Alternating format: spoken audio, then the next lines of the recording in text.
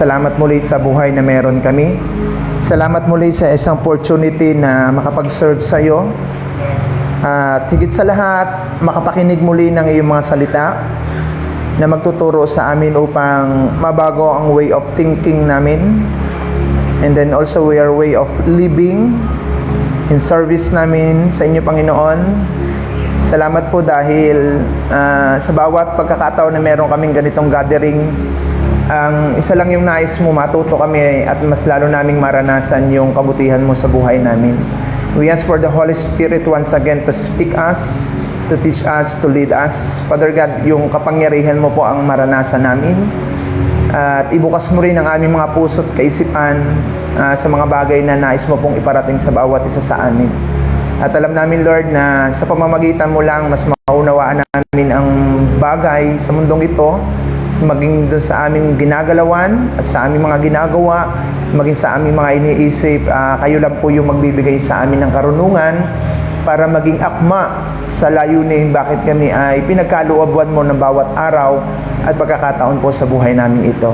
Kaya dalangin ko rin, Lord, ang bilang namin, pagpalain mo kami sa mga kapatid naming wala pa at maaaring nagtatravel patungo dito.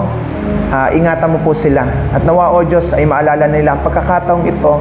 That is the greatest day na meron po kami sa mga pagkakataong ito. Kaya Panginoon, lagyan mo po sila ng kagalakan patungo dito at patuloy na maranasan ang iyong biyaya. Tulungan mo rin po ang iyong abang lingkod na gagamitin. Lord, hindi po sapat yung dunong na meron ako, pero dahil sa biyaya mo, nagagamitin ako as a channel of your blessing, as a channel of your words. Gamitin mo po ako maikili. At ikaw po yung makita, hindi po ako. Ikaw po yung maitaas sa oras na ito.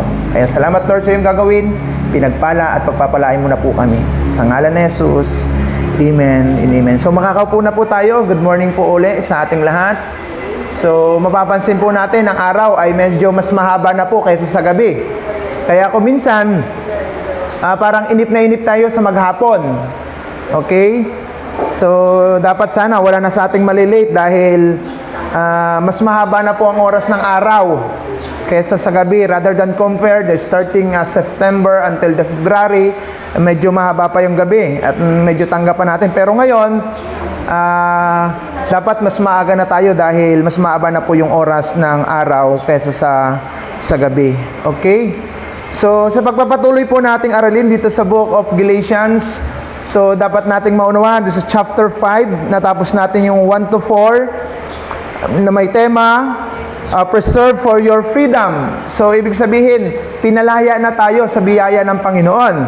At sa mga last time na pag-uusap natin, ipiniliwanag dito yung uri ng pamumuhay na meron tayo at kung paano tayo hindi natin namamalaya na tayo po ay malaya na sana, pero ibinabalik natin yung ating mga sarili sa pagiging alipin sa maraming bagay.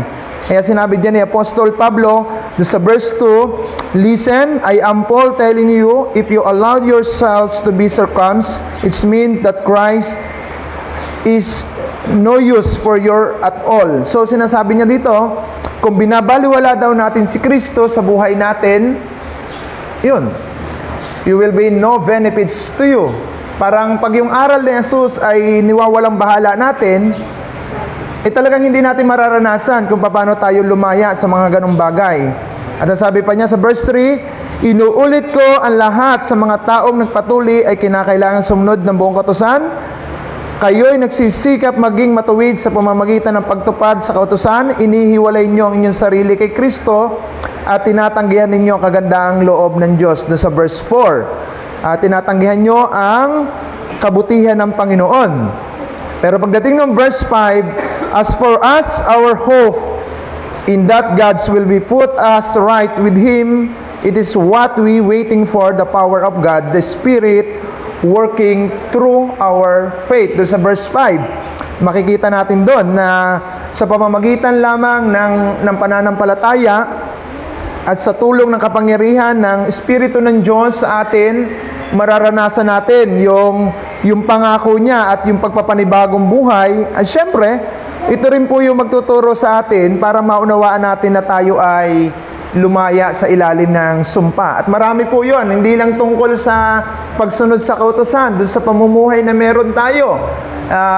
Pag tayo ay patuloy na naka-incline doon at sinisikap natin sa ating mga sariling definitions na gusto tungkol sa Panginoon, mga nakatali pa rin tayo.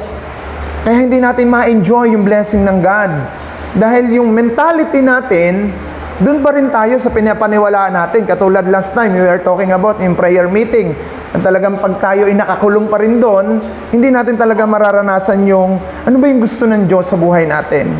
Gusto Kanyang palayain, gusto Kanyang tulungan, pero hindi natin sinusubukan ang buhay natin magtiwala ng lubos sa Kanya. Basta yung we are on definitions about God, mali yun. Hindi maganda yun. Para makilala natin ang kahulugan ng Diyos sa buhay natin, kinakailangan natin ng pagpapatuloy na pag-aaral at pagsisiyasat sa Kanyang salita. We are pursuing na kilalanin ng Panginoon. That is greatest mandate na pwede nating maunawaan.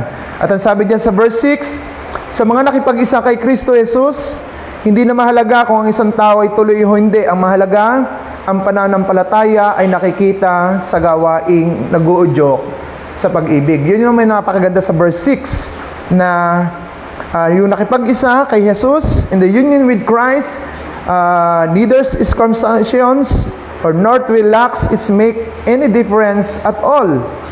The matter is faith that working through love. Yun yung napakahalaga. Yung next paragraph anak yung huli sa verse 6.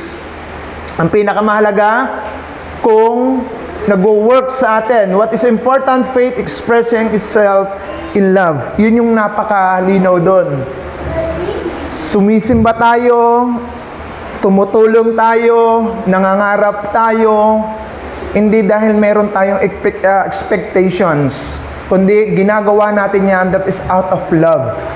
Nagpapatawad tayo hindi dahil ginawan tayo ng kasalanan, kundi dahil tayo pinatawad din sa kahabagan ng Panginoon. Tinitingnan natin ang surrounding natin, tinitingnan natin ang kapwa natin, hindi para i-judge sila o i-condemn. Tinitingnan natin sila na katulad din natin na mayroong pagkakasala at mayroong pagkukulang. Yun ang sinasabi niyan, that is the works of love. Kaya nga nag-uudyok, yung sabi diyan, expressing itself in love. Yun ang napakaganda. Kaya din tayo, pinalaya tayo ng Panginoon sa pamamagitan ng Kanyang pag-ibig. At ito yung si Jesus. Yun ang napakahalaga, yung pananampalataya natin sa Panginoon. So ngayon, we are forward in verse 7. Titingnan natin dito. Mabuti na sana ang inyong ginagawa. Sino ang pumipigil sa inyo sa pagsunod sa katotohanan? Ayan, napakaganda, no? We are running the race so well. Who has healed you back? Sino ba yung humihila sa atin from the following the truth? Ano ba yung pumipigil sa atin para hindi daw natin sundin yung katotohanan?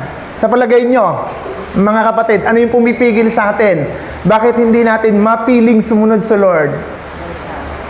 Di ba yung ating mga simple nature? Di ba yung mga pansariling definition natin patungkol sa Diyos? Kahit anong bilin, kahit anong sabihin sa inyo na ganito ang gawin mo, hindi mo ginagawa. Ano yun? It's all about our characters and behavior. Na sabi ng Panginoon, be transformed the way we think. Sabi niya dun sa verse 12 ng Romans, kung ating mamadaliin, ano? Kaya yun yung pumipigil sa atin. Yung ugali na meron tayo. Kaya sabi niya dito, we are doing so well. Who made you to stop to obeying the truth? How did you pursue or persuaded you? Paano tayo susunod? Ano ba talaga yung pumipigil? Minsan, sa buhay natin Pilipino, kadalasan pumipigil sa atin yung tradisyon. Tama? Ang pinakamalalim pa rin kung minsan sa Pilipino, kahit Kristiyano tayo, yung lack of faith. Yung kawalan ng tiwala mo sa mga bagay na ito. Yan yung pumipigil sa atin para hindi tayo makapagpatuloy sa katotohanan. Parang, kuminsan, pag nakikita ko rin sa sarili ko, yung ego natin, ayaw mong tanggapin na mali tayo. Alam mong tanggapin na may limitasyon tayo. Ayaw nating tanggapin yung payo na gusto sa atin. Yun yung mga nagiging humihila sa atin pabalik. Kaya nga, in the end of the day, o kaya the end of time ng buhay natin, marirealize mo parang, ginawa ko naman ang lahat, pero bakit parang malungkot pa rin ako? Kasi, ginawa natin ito sa ating pangsariling kakayanan. Hindi natin ito ginawa na mayroong pag-ibig. Yan, sabi niya dyan, mabuti na sana ang inyong ginagawa. Para bagang ito, from the starting of journey natin, sa Christian life natin, o sa Christian living natin, dati napaka-boldness natin, napaka-eager natin sa ating mga ginagawa. Pero paglipas ng mga ilang panahon, biglang nababago. Mabuti na talaga starting Naunawa na natin yung katotohanan. Ano yung humihila sa atin? Kaya nga dyan sa English version, sino yung humihila sa atin para tayo mag-fall back from the following the truth? Sino yung humahatak sa atin? Kuminsan yung mga ang sariling pagnanais natin, Yung iba, ang dikit na dikit sa Lord, ng mga may kailangan. Pag naibigay na, yung ibinigay na yon ay pinagkaloob ng Diyos, siya yung umihila para hindi makapagpatuloy sa katotohanan. Kasi dumepende na sa sarili. Ay, kaya ko na to. Hindi nila binibigyan ng acknowledgement yung ginagawa ng Panginoon sa buhay nila. Mabuti na sana, sabi ni Pablo, you were doing so well. Ang tanong niya dito, sino who made you stop to obeying the truth? Sino yung pumipigil? Sino yung umihila sa atin? Kaya napakahirap isipin sa buhay ng isang Kristiyano, matatanong mo na lang yan at makikita sa sarili mo, kahit hindi sabihin ng kung sino man, nakikita mo yan sa sarili mo kung sino yung pumipigil. Number 1 doon yung sarili natin. Gusto mo umattend, pero mas gusto mong samahan ito. So magiging dolo, kapahamakan, syempre kung minsan, o kaya naman, kasiyahan, pangsamantala lamang at bukas sobrang lungkot mo na. Para bagang hindi nawawala ito sa pag-iinom. Ngayong gabi, ang saya-saya mo. Bukas o kaya mamayang gabi, pag uwi mo, kagulo na kayo at bukas, walang makain ng anak mo, walang maibigay na pang-project, hindi mo mabigyan ng mga pangangailangan, that's called the consequences. Okay na sana, kung hindi mo itinuloy, pero pinagpatuloy mo. Sama-samang bagay yon. Pero ito sa paglilingkod sa Lord, ganda na ng ginawa ng Diyos sa buhay mo, ngayon ka pa nagduda. Kaya meron ako isang kwento, totoo ito, real talk to, 2012, nangyari. Nakakalungkot isipin na kapwa din natin mananampalataya, nung sila hirap na hirap, lagi sila nagpipray sa God. Panginoon, bigyan niyo naman kami ng maayos na pagkukunan. At hindi naman sa ipinapangako magta-tithes kami at magpe-pledge. I will do my best for that matters. So, for the short story, dahil ang process naman hindi isang araw, o di maaari, it takes a years.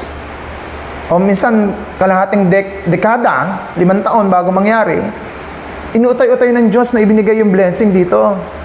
At talaga yung transformation ng kanilang pamilya, yung way of living nila, wala silang sasakyan, nagkameron, wala silang magandang bahay, nagkameron, yung mga anak dati ay nag-aaral lang, ngayon lahat may trabaho na. Nung dumating yung pagkakataon na yung ibinibigay nila sa Lord ay sobrang laki na. At sobrang makikita natin, wow, laki na. Nagkaroon ngayon ng Nagkaroon ng twinkle sa kanilang isip. Ang laki naman namin na ibibigay na natin sa church. Yung isang magulang, na pinapadaan na lang sa kanya yung pledges ng mga anak at tithes, ninanakaw na. At pinapagalitan na nung nanay, ang lalaki na nito. At nakalimutan na nung magulang kung paano ang process ng Panginoon ipinarana sa kanila. Hopefully, wala sa atin ito, Kung nakakapagbigay kayo noon ng 20 at ngayon na 100 na, huwag na kayong babalik sa 20 at 50. Kasi hindi natin makikita. Ganun Kung minsan, sabi ng verse 7, you are doing so well, who made you to stop to obeying? the truth. Yun yung mahirap. Alam nyo, nag-a-abroad na yung mga anak, hindi na ipinapadala. Kinukuha na nung ano na yun. Anong nangyari? Siya naging produkto para magkaroon ng division doon sa gawain. At gagawa pa ng sariling gawain. Hindi pinagtagumpay ng Diyos. Kahit nasagana na sa mga bagay na yun, pakiramdam niya, kulang at kulang. At malungkot! Hindi lang yan sa paraan ng pagiging Kristiyano, kundi sa paraan din ng buhay natin. Pag tayo ay masyadong, diba, sa amin kasi, sukab. Ano sa inyo yun? Ano ba sa Ilocano yung sukab? Yung makasarili. Yung ang iniisip lang yung sarili. Sukab kasi sa amin yun, yung parang busog na busog ka, nasasando ka pa ng marami. Meron ka na, ayaw mo pang i-area sa iba. So yung mga bagay na dapat natin makita, we are inclined dun sa matters na siyang nagiging dahilan daw kung bakit tayo nag-i-stuff. Who has held you back from the followings in the truth. Kaya kung minsan nakakalungkot isipin pag tayo ay pinalaya na ng Diyos sa bagay na yon, parang tinulungan ka na ng Lord sa mga bagay na yan na nagagawa mo na noon, bago biglang hindi mo magagawa ngayon, there's something wrong. Para bagang pinalaya ka na, you are free from the jail, pero pagkatapos mo lumabas sa kulungan, ginawa mo pa rin uli yung iyong dahilan kung bakit ka nakulong. Kaya yun ang dapat nating makita din sa verse 7 na yan, na dapat nating maunawaan sa buhay natin.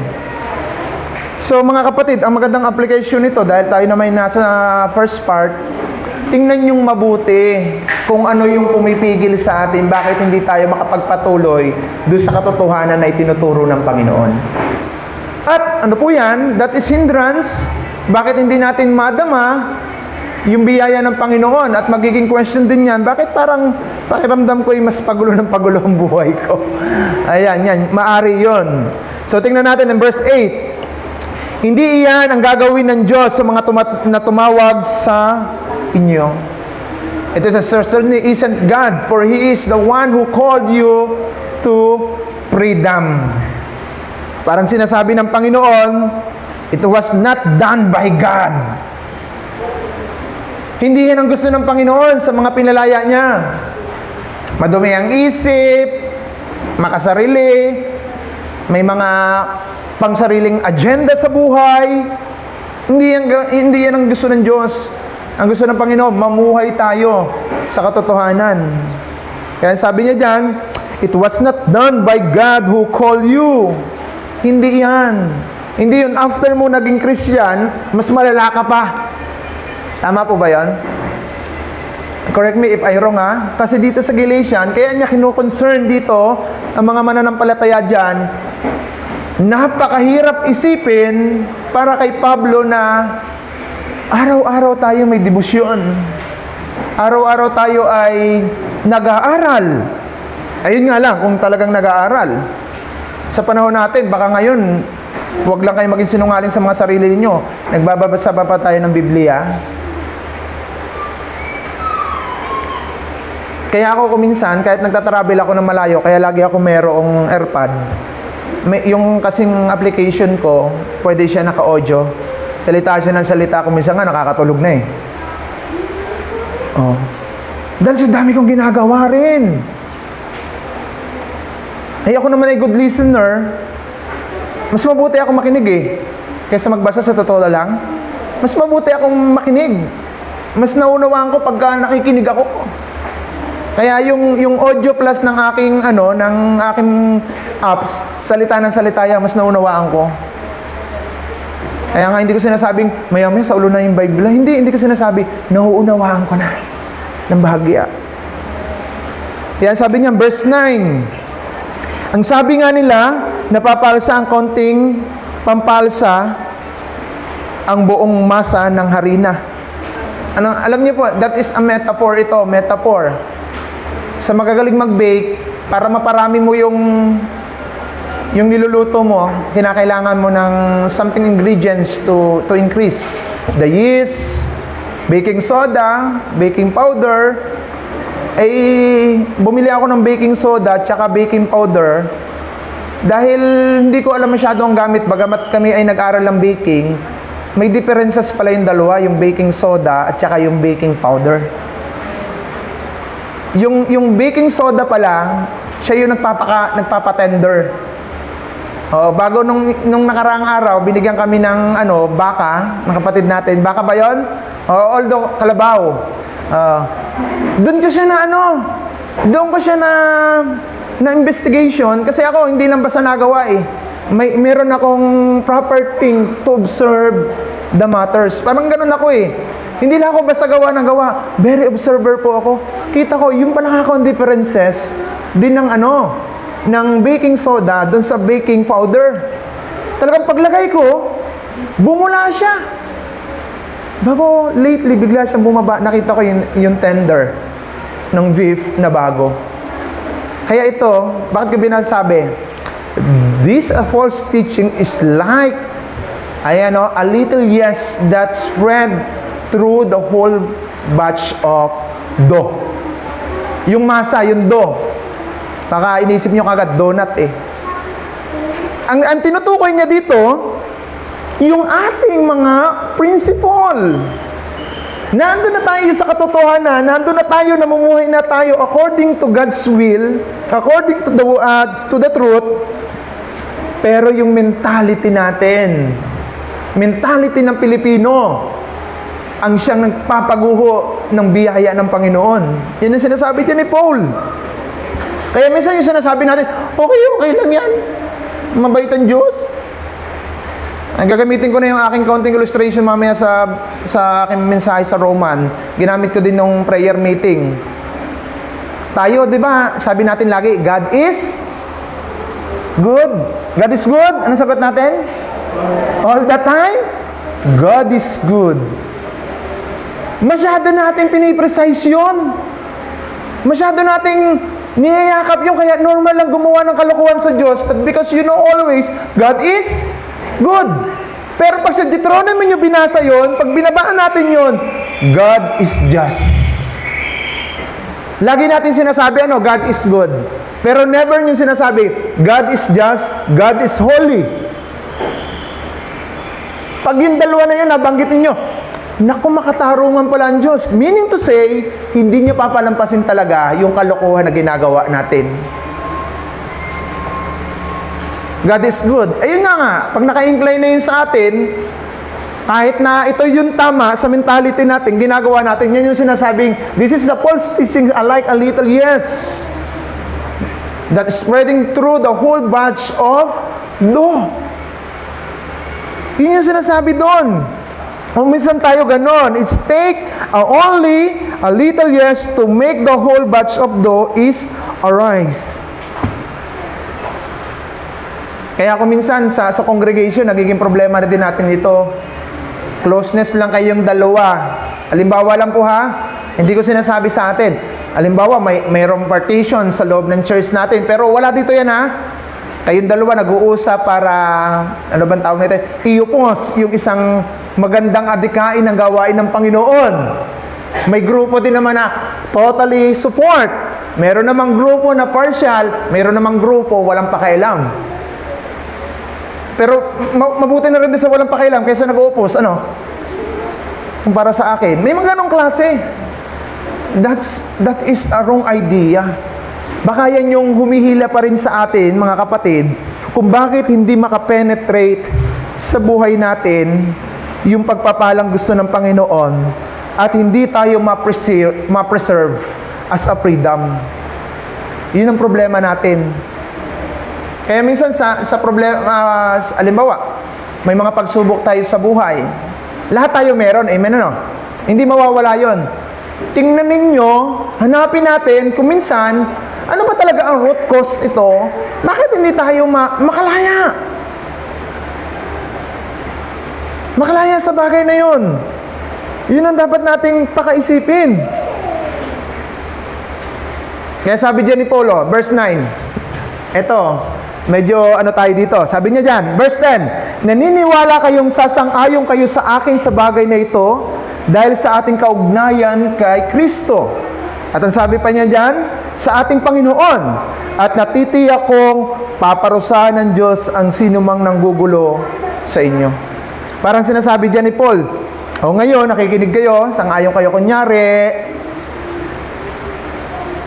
pero yung ugali natin, kung minsan pagtalikod, aba, ayan o, I am trusting to the Lord. Keep from your believing the false teaching. God will be judged that the person, whoever is who, had been confusing you. Yun yung nakikita natin dito.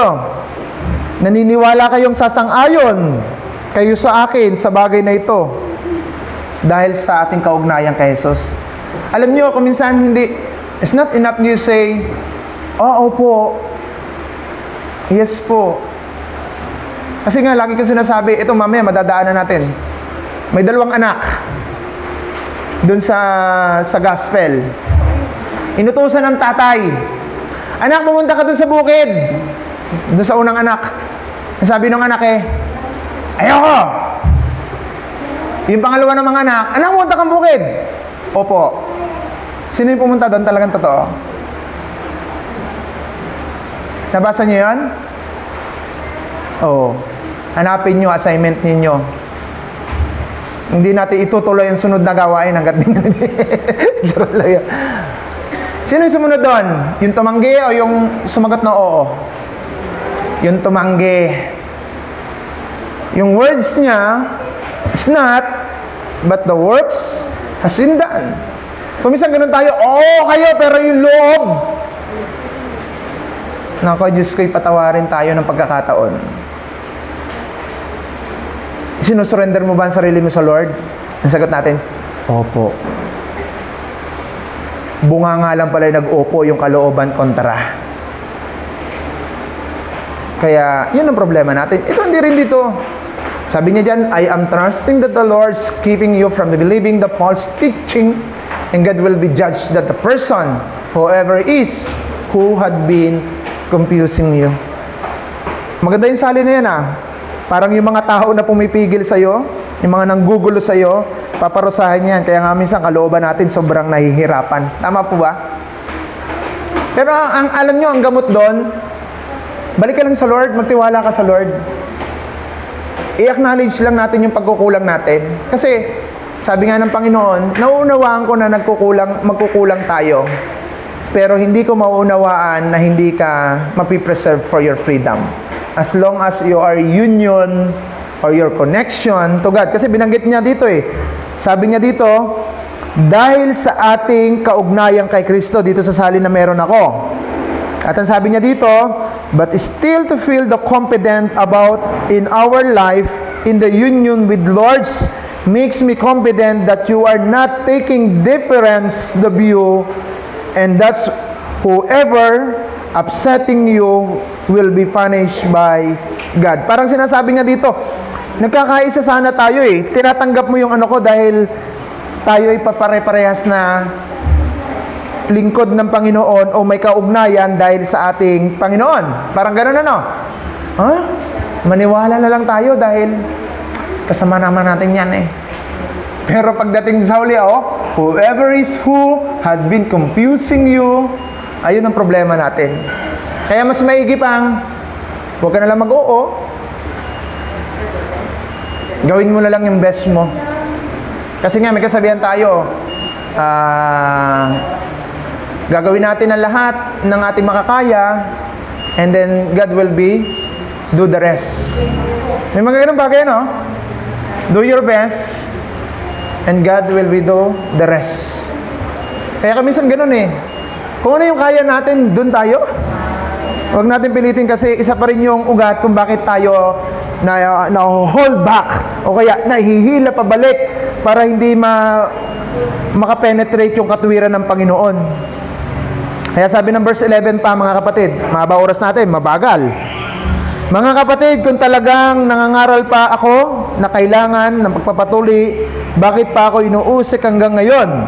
Kung sa inyo'y totoo, hindi na sana nila ikinagagalit ang aking pangangaral tungkol sa pagkamatay ni Kristo. Ito naman, binabanggit niya ito sa mga magkakapatid, sa mga kapatid sa Panginoon.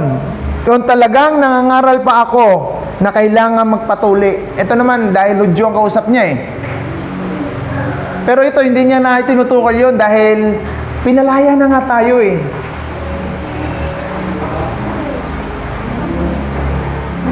At hindi na usapin yung tuli o hindi tuli dito.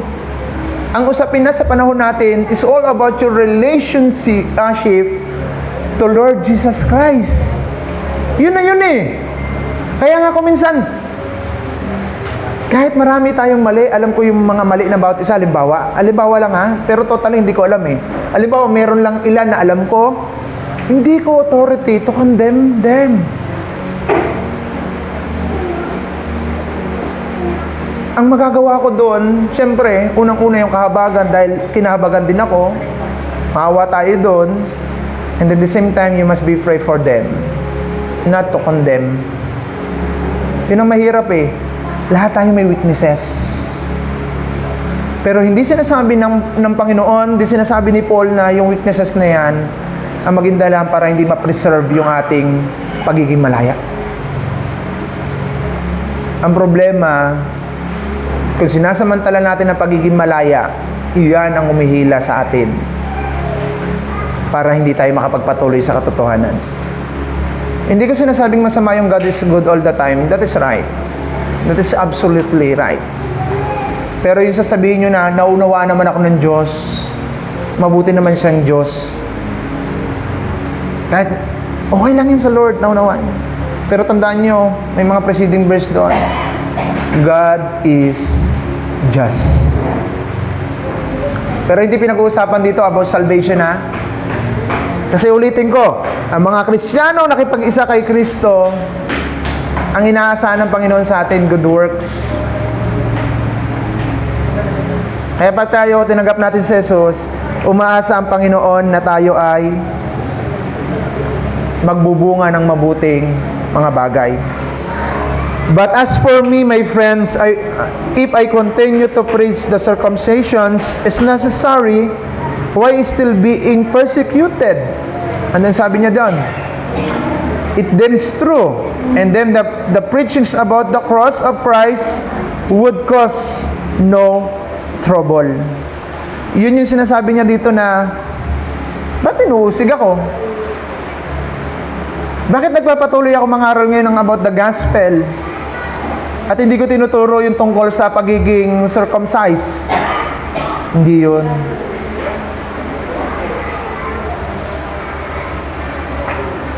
At ang sabi ng verse 12, sabi niya, I wish that the people who are upsetting you would go on all way, let them go on the concentrate themselves. Ano sinabi niyan? Mabuti pang tuluyan ng magpakapon o magpatuli ang mga magugulo sa inyo at hindi na lang magpatuli. Parang sinasabi niya dyan, ayan pala multiples of your circumcisions would maigi pag hindi, maigi pang magpakapon kasi naguguluhan. Kasi ano ba, parang sinasabi ni Paul dito, ano bang basis niyo bakit kinakailangan pagtalunan yan kung salvation? Parang sa panahon natin ng mga simbahan, kami lang ang ligtas, kami lang ang tama, ay marami din nagsasamang sila lang ang tama eh. Kami ang tamang araw ng pagsimba, kami ang tamang araw, kami ang tamang kinakain na pagkain, ganun Kami ang tamang pananamit, kami ang may tamang pastor, ay tama-tama na. Hindi na natin alam kung sinong totoo. Parang sinasabi ni Paul. Kaya sabi ni Paul, I wish that people who are upsetting toward go in all the way, let them go on. Concentrated themselves. Mag-focus na lang kayo sa inyong mga sarili para sinasabi niya doon. Kaya kung minsan, isipin natin mabuti ito mga kapatid.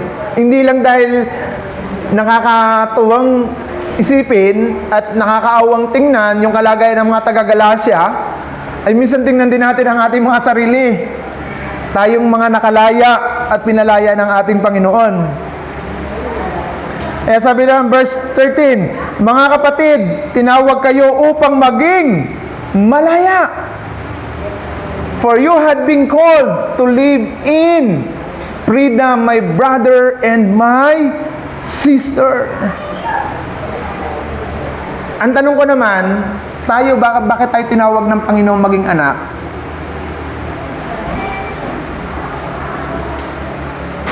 Bakit kayo tinawag na anak? Lahat naman tayo naging anak din. Biological parents, halimbawa. Pag tinawag kanyang anak, ano kagad ang unang-unang papasok sa ating kaisipan? Magulang. Kinikilala. Ibig sabihin, pag sinabing word of parenting, nasa under of guidance tayo niya. Huwag mo na lang tawagin akong Diyos kung yung pa rin sarili mong tinusunod mo. Parang ganoon ang sinasabi ni Paul. Dito sa verse 13. For you, my brother and sister, who called to be a free, but do not let the freedom become excuses for letting your physical desire to control you. Instead, let love makes your service to one another. Anak, idiretso mo yung verse niyan. Mahaba yan eh. Ayan o. But do not use your freedom to testify your simple nature. Hindi daw tayo tinawag ng Diyos na pagiging malaya para magpatuloy tayo sa ating mga simple nature. Alam nyo naman yan eh. Kahit ako, alam ko sa sarili ko kung ano yung ugali ko meron noon bago ako maging Kristiyano. Tama? Halimbawa, silosa ka. Nung tinawag ka ng Diyos, yun nagpapasama sa'yo. Alisin mo. Halimbawa, madumi ang isip mo, tinawag ka ng Diyos. Yun ang alisin mo sa biyaya ng Lord. Halimbawa, madamot ka. Yun ang nagpapasama sa pagkatao mo. Halimbawa, mga kapatid. So, yun ang alisin mo. Hindi yung tinawag ka ng Diyos. Sabi niya, do not use your freedom to satisfy your simple nature. Instead, use your freedom to serve one another in love. Para bagang ganito, no? Mga anak, listen. Alam mo na ang nanay mo, doon nagalit na galit sa ugali mong yon, yung pa rin ang paulit-ulit mong ginagawa. Sa palagay nyo, mga nanay, anong punishment nyo doon? Either na wala kang baon, at malalala, may kurit ka pa kuminsan. Kaya mga nanay, yung mga anak natin, huwag nyong bigyan ng pagkakataon yung pagiging malaya nila. Kung minsan, sinusutil tayo eh. Pag nakatalikod sa atin, hindi na natin alam ang ginagawa niyan. Amen? Bago makikita ng iba, pag sinismis sa'yo, magagalit ka. Sorry. Hindi mo kasi siya na-overserve ng sobra. Kaya ako, yung mga anak ko, lagi ang paligo. Kaya ang dessert nila, yung appetizer nila sa pagkain, yung bunganga ko walang tigil. If ever na hindi ko alam kung tama pa yung sinasabi ko, kung totoong ginagawa nila, I don't care. Ang ginagawa ko yan, just is the way of my reminders. That is the way of our for being parenting. Ganun din ang Panginoon sa atin. Kaya si Kian ko nawawala ng gana yan pag kumakain, lalo pag gulay. Lagi ka na lang ganun dati. Tuwing kakain na lang, kaya nawawalan akong gana. Kasi ang ulam, gulay, pero pag mga karne, adobo, wala na akong masasabi, nakain pa rin. Aray ko doon. Sabi ko din tayo, mga kapatid. Yan ang sinasabi niya sa verse na yan But, huwag niyong gagamitin ng pagiging malaya niyo para bigyan ng pagkakataon para dun sa ating lumang pagkatao. Sa halip, gabitin niyo itong pagiging malaya na ito para makapaglingkod kayo sa iba na mayroong pagmamahal. Ano sinasabi niya doon? Kaya pag binigyan tayo ng magandang opportunity ng God, mas maitaas po ang Panginoon sa buhay natin. Yun ang totoo doon. Huwag tayong mag-i-incline doon sa pagiging tayo. Alam nyo, mga kapatid, to be honest, correct me if I'm wrong, alam na alam ninyo ang ginagawa natin. Although hindi alam ng marami. Yung sure ka sa sarili mo na, ay, walang nakakalam na ito, kundi ako at ilan lamang. Hindi ka doon sigurado. May Panginoon na nakakaalam sa likod ng ating mga ginagawa. Ayan, sabi niya dito in verse 14, bago tayo matapos hanggang 15. Sapagkat ang buong kautusan ay nauuwi sa isang pangungusap. Ayan o. For the whole law can be, ayan, sinamarize siya. In the one command, love your neighbor as you love yourself. Ito na yung sinabi ko kanina. Kaya yung mga kapatid ninyo, maraming pagkukulang yan, hindi natin siya maiko-condemn. Dahil tayo din ay mayroong pagkukulang. Pero ano yung magagawa natin doon? Mag-reminders po sa atin na tayo ay kinahabagan ng Diyos sa pagmamahal ng Panginoon, minahal tayo sa gitna ng ating pagkukulang. Yun ang dapat nating makita. Ibigin nyo ang inyong kapwa gaya ng pag-ibig nyo sa inyong mga sarili. Kaya tingnan nyo mabuti. Kung paano tayo nag-treatment ng mga ibang tao, nagpapakita din daw niya ng treatment natin sa ating mga sarili. Ano napapansin nyo? Halimbawa, may example ako nabasa kanina eh. Sabi niya, pag madamot ka daw sa sarili mo, madamot ka din sa iba. Totoo? Hindi kaya? Ha? Baka naman mabait ka sa sarili mo, madamot ka na sa iba. May mga ganun ano. Yung isinisecure natin ang sarili natin, pero di bali nang maipit yung iba. Katulad kahapon, ang topics namin dun sa mga kalalakihan, yung mga iba, sabi nila, nagiging masaya sila habang naghihikahos yung 10. Nagiging masaya yung isa, pero naghihirap yung 10. Yan na daw ang kalakaran ng mundo. Sana wala sa atin yan. Dahil tinuturo sa atin, yung whole law ay na-summarize lamang, summed up in the one's commandment, you love your neighbors as you love yourselves. Kaya sabi pa ng verse 15, dito tayo magtatapos muna. Ngunit kung kayo'y nagkakagatan at nagsasakmalan, parang mga hayop, mauubos kayo. Sabi ng verse 15, but if you are always beat, ayan na, beware in destroying one another. Alam niyo, hindi to typical na sinasabing kagatan ha. Kasi lugi yung mga walang ngipin, hindi makakatalab yun, mangingiliti lang yun. Yung nagsisiraan, bawat isa, hindi maganda. Hindi to sinasabi ni Paul na sa mga taga-Galatian, nagmamalakihan pa nga kayo eh. Mas malaki pa rin yung, sabi ng iba, ito ika ang tama, may rebulto. Ayan, sabi pa ng iba, ay kami ika ang tama, hindi kami kumakain ng dugo. Ay, kahit ako, hindi ako nakain ng dugo, ano? Nakain kayo ng dugo? Dinugaan. Ayan, ano? Parang gano'n. Sabi niya, dapat hindi nakain ng mga mapupula. Ayan. Hindi nakain ng mga nagapang.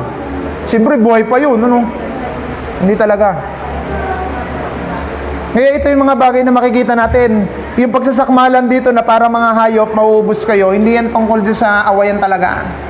Ito'y digmaan ng mga prinsipyo at pananaw sa buhay. Kaya isipin natin ito mabuti mga kapatid. Sa umagang ito, idinudulog ng Panginoon sa bawat isa sa atin. Malaya na tayo. Anak, makibalik doon sa ating focus verse sa verse 7. Ang sabi niya dito, you are doing so well who made you to stop the truth. Itong tandaan nyo, sino ba talaga yung napigil sa atin para hindi tayo makapagpatuloy sa katotohanan? Yun ang isipin natin mga kapatid. Ano yun? Sino yun? Pwedeng ganun ano? Sino yun? Ano yun? At saan yun? Yun ang ating isipin sa buhay natin. Kasi maaring yun din ang nagiging way kung bakit hindi natin maranasan yung blessing ng Panginoon at hindi tayo lumalim at hindi natin ma-preserve yung pagiging malaya natin. Bakit tayo patuloy pa rin doon sa ganung sistema ng buhay natin? So alamin lang po natin yon. Hindi ko rin yan alam kung saan sa buhay nyo yan, pero sinasabi ni Pablo, sino yan? Who has held you back from the following the truth? Ano yung pumipigil na yan? Sino yung pumipigil na yan? Sino yung nagsasabi sa inyo na yan na huwag niyong gawin ito? At huwag niyong ituloy ito. Tingnan natin yan. And then, sa palagay ko, pag nasumpungan natin sa buhay natin yan, ipaayos nyo sa Lord. Amen? So, meron pong question? Dalawa lang po yan. May natutunan at walang naintindihan. Okay? So, kung wala pong question, na-over na po pala ako ng 7 minutes. Sorry po. Mabilis yung oras. Okay? Basta yan, hanapin lang po natin sa buhay natin, sino yung humihila. Kung minsan hindi yung anak ninyo eh. Kung minsan hindi yung asawa ninyo eh. Kung minsan hindi yung trabaho ninyo eh. Kung minsan hindi yung problema nyo eh. Kadalasan yung sarili natin eh. Payag kayo doon? Payag kayo doon? Kung minsan yung sarili natin eh. We are trying to put into the practice kung ano yung itinuro ng Panginoon. Para bagang kanina, naalala ko, pag tayo nagpapatrabaho ng linggo, no? Yung parang halimbawa, lusong ka. Yung parang bagang ipakita natin kung minsan na, ay mga kapatid, hindi kasi linggo ngayon. Ipaunawa mo na, ay hindi ako makakalusong kasi linggo ngayon. We need to show the emphasizes yung importance ng ating devotion sa God. Alam nyo, pag talikod mo, makaka-realize yung mga tao na yon. Wow! Very amazing. Ibang-iba. Yan, gano'n o. Ayan, may kanta, no? Iba ka sa lahat. Ano sunod nun? Nang aking nakilala, tinuruan mo ako. Ayun. Ibig sabihin gano'n. Pero try our best. At alamin nyo lang kung ano talaga yung bakit hindi ka makapaggintapat sa bagay na ito. Tingnan nyo kung ano yung pumipigil. Baka maaari yung mga pangarapin mo ay paano kung hindi ibigay ng Diyos. Paano kung yung ine-expect mo ay hindi paranas ng Panginoon. Anong gagawin mo? Hindi na ako maniniwala. Sabi doon, held you back from the following the truth. Hindi na ako maniniwala dyan. Pero, paano mo naman sinabing naniniwala ka kung hindi ka naman nagpatuloy? Ano? Kasi may expectation tayo. Kaya mga kapatid, tayo po tayo. Hingi po tayo ng repentance ng patawad sa ating Panginoon. We ask for the pardons for all kind of iniquities. And siyempre, yung ating mga kapabayaan. Yung kapabayaan din natin sa ating mga sarili. Kasi yung kapabayaan sa pagpapahalaga sa salita ng Panginoon, malaking problema po yan sa buhay natin. Hindi paggalang sa sinasabi ng Panginoon, magkukos yan ng hindi maganda. Pero hindi ko sinasabi mawawala ang kaligtasan na, mawawala yung joy of salvation natin, and then yung joy of service natin sa God. Let us pray. Panginoon, narito po kami sa iyong harapan. Nagpapakumbaba po kami sa mga oras na ito. Humihingi ng tawad. Humihingi ng iyong habag at pagmamahal, Panginoon, sa oras na ito. Lord, maaari na matagal na kami nakakarinig ng iyong mga salita. Pero meron pa rin, Panginoon, na mga bagay o mga pagkakataon o may mga tao pa rin na humihila sa amin para hindi kami makapagpatuloy sa katotohanan ng itinuro mo sa amin. Kaya, Panginoon, sa umagang ito, sa pamamagitan ng Book of Galatians na nagtuturo sa amin sentro,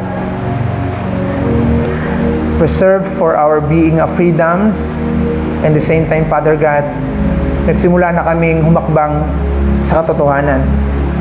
Nagsimula na kaming gumawa ng mabuti sa buhay namin, yung itiwala namin ang aming sarili sa iyo. At Lord, yun yung sinasabi ni Paul, nakilala ka na namin, naranasan namin ang iyong biyaya, huwag mo pong hayaan na malayo pa kami. At sa pagkakataong ito, Panginoon, tulungan mo po kami na maunawaan namin yung sustansya ng mga bagay na ito. At maaari, Panginoon, kaya kami nagkakaganito dahil we are not yet completely surrenders yung buhay namin at yung lahat-lahat sa amin. At Lord, maaaring meron pang mga naka-incline sa aming mga puso't isipan na nagiging dahilan upang hindi namin mas maranasan ang iyong katwiran. Kaya, Panginoon, naniniwala po ako sa umagang ito. Sa iyong gawain ito na patuloy na tinuturuan, patuloy mo kaming palalayain. Patuloy mo ipaparanas ang kabutihan mo at katapatan mo sa amin. Lord, lead us, guide us. Panginoon, dalangin ko rin na yakapin mo kami sa oras na ito. At maaaring meron sa aming mga buhay na medyo nasagi yung aming echo, yung aming mga self-desire, yung maaari yung aming mga pride ay nasagi, for that matters. Panginoon, tulungan mo kaming tumanggap nito at tulungan mo rin kami na matuto sa mga bagay nito. At umaasa kami na ang iyong salita at ang iyong pagmamahal ay maranasan ng bawat isa sa amin. Kaya salamat, Panginoon. Ito po ang aming samot dalangin, pagpapasalamat, pagtitiwala. Sa ngalan ni Jesus, nating Panginoon tagapagligtas. Amen and amen. Good morning po at makakapunap po tayong lahat. Anak, bigyan mo ng ibang mic si